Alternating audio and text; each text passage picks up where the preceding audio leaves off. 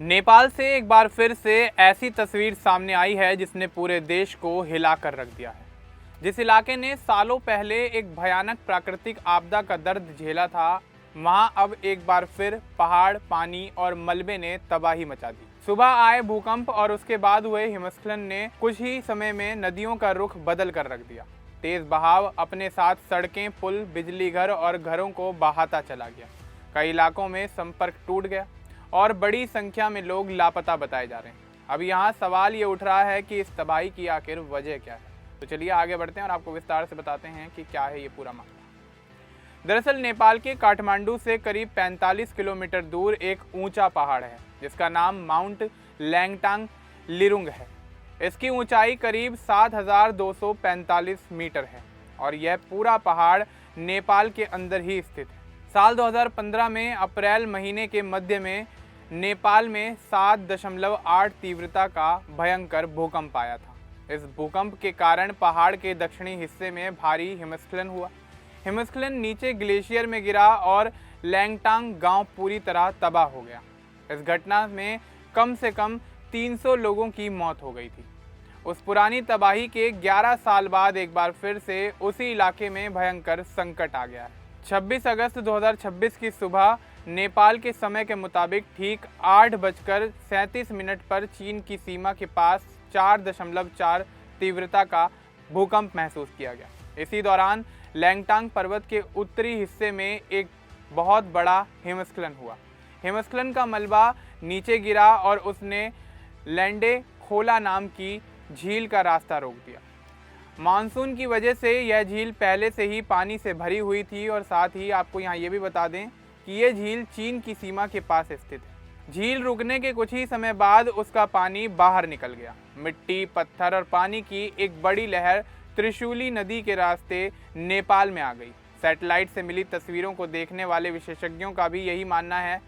हालांकि वैज्ञानिक अभी इस बात पर एकमत नहीं है कि आखिर यह घटना कैसे हुई। कुछ वैज्ञानिकों का मानना है कि भूकंप की वजह से उत्तरी ढलान टूटकर नीचे आई। वहीं कुछ वैज्ञानिकों का कहना है कि हिमस्खलन इतना बड़ा था कि उसकी वजह से खुद भूकंप जैसी हलचल पैदा हो सकती है।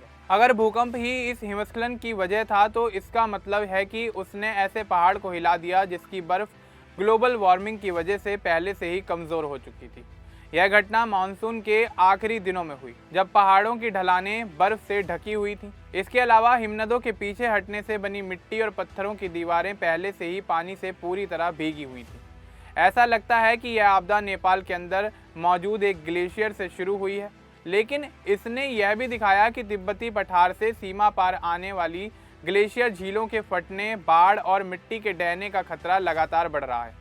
हाल के वर्षों में हिमालय में कई बार ऐसी सुनामी जैसी बाढ़ देखी गई है। इनमें चमोली 2021, मेलमची 2021, सिक्किम 2023, थामे 2024, भोटे कोसी 2025 और अब 2026 की घटना शामिल हैं। इनमें से ज़्यादातर घटनाएं मानसून के दौरान हुई हैं। 8 जुलाई 2025 को आई बाढ़ में 18 लोगों की मौत हो गई थी।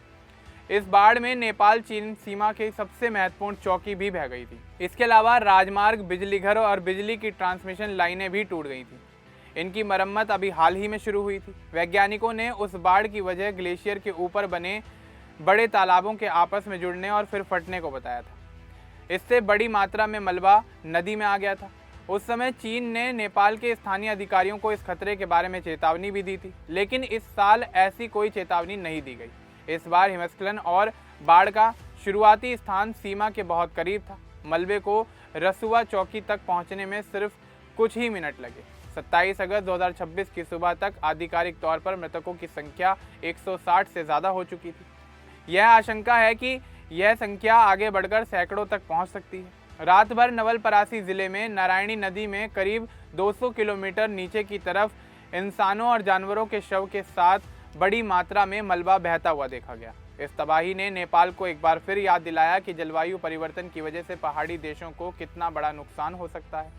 नेपाल लंबे समय से अंतर्राष्ट्रीय बैठकों में जलवायु परिवर्तन से होने वाले नुकसान और मुआवजे का मुद्दा उठाता रहा है। अब इस आपदा में बुनियादी ढांचे और संपत्ति को अरबों डॉलर का नुकसान होने की आशंका जताई जा रही है। कुछ ही मिनटों में भोटे कोसी और त्रिशूली नदी पर बने कम से कम 6 बड़े बिजलीघर, ट्रांसमिशन लाइनें और बिजली के सब स्टेशन पूरी तरह से टूट गए या बुरी तरह क्षतिग्रस्त हो गए। नुवाकोट में नेपाल का 25 मेगावाट का सौर ऊर्जा प्लांट भी गाद में दब गया।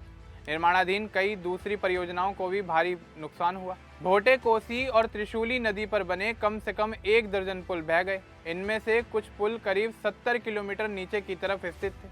पुलों के बहने से उत्तर की तरफ जाने वाले राजमार्गों का संपर्क भी टूट गया। यह आपदा नेपाल में सितंबर 2025 में हुए युवा विरोध प्रदर्शनों के करीब 1 साल बाद आई है। इन प्रदर्शनों के बाद समय से पहले चुनाव कराए गए थे। प्रधानमंत्री बालेंद्र शाह की पार्टी ने चुनाव में बहुमत से जीत हासिल की थी। उनकी सरकार को सत्ता में आए अभी 6 महीने भी पूरे नहीं हुए हैं। अब सरकार के सामने त्रिशूली घाटी में तुरंत खोज और बचाव अभियान चलाने के साथ साथ लोगों के पुनर्वास की बड़ी चुनौती खड़ी हुई।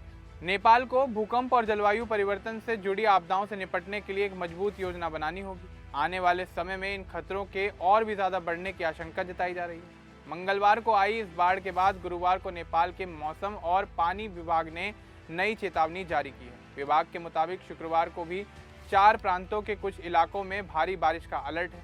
विभाग ने बताया कि पूरे नेपाल में मानसून सक्रिय है, जिसकी वजह से बाढ़, भूस्खलन और मलबा बहने का खतरा बढ़ गया है। मौसम विभाग के मुताबिक मानसून की रेखा पश्चिमी नेपाल में थोड़ा दक्षिण की ओर और पूर्वी नेपाल में अपनी सामान्य जगह के आसपास है। ज़्यादातर इलाकों में बादल छाए हुए हैं और कई प्रांतों में हल्की से मध्यम बारिश हो रही है। शुक्रवार दोपहर तक पूरे देश में बादल छाए रहने का अनुमान है। पहाड़ी इलाकों में हल्की से मध्यम बारिश हो सकती है, जबकि तराई के कुछ हिस्सों में गरज के साथ मध्यम बारिश होने की संभावना जताई जा रही है। बागमती, गंडकी और कर्णाली प्रांतों के पहाड़ी जिलों में 1-2 जगह भारी बारिश हो सकती है। फिलहाल आज सुबह से कई इलाकों में बारिश हो रही है। 28 अगस्त की रात तक बारिश होने की उम्मीद जताई जा रही है। कोशी प्रांत के पहाड़ी और तराई इलाकों में साथ साथ बागमती और गंडकी के पहाड़ी क्षेत्रों में भी भारी बारिश हो सकती है। अगले 3 दिनों तक मानसून के सक्रिय रहने का अनुमान है। कोशी, बागमती, गंडकी, लुम्बिनी और कर्णाली प्रांतों के कुछ हिस्सों में भारी बारिश हो सकती है। मौसम विभाग ने संवेदनशील इलाकों में रहने वाले लोगों से सावधानी बरतने के लिए कहा है। भारी बारिश की वजह से बाढ़, भूस्खलन, मिट्टी कटने और मलबा बहने का खतरा बताया जा रहा है। खराब मौसम का असर आम लोगों की रोजमर्रा की जिंदगी, खेती, स्वास्थ्य सेवाओं, पर्यटन, पर्वतारोहण और सड़क व एयर ट्रैफिक पर भी पड़ सकता है। सरकार द्वारा सभी लोगों से लगातार मौसम की जानकारी देखते रहने की अपील की गई है। नेपाल में प्राकृतिक आपदा का खतरा अभी भी बरकरार है। अब इस पूरे मामले को लेकर, नेपाल की इस तबाही को लेकर आपका क्या कुछ कहना है, हमें कमेंट बॉक्स में जरूर बताएं। बाकी इस तरह के और अपडेट्स के लिए हमारे चैनल को सब्सक्राइब करना ना भूलें। धन्यवाद।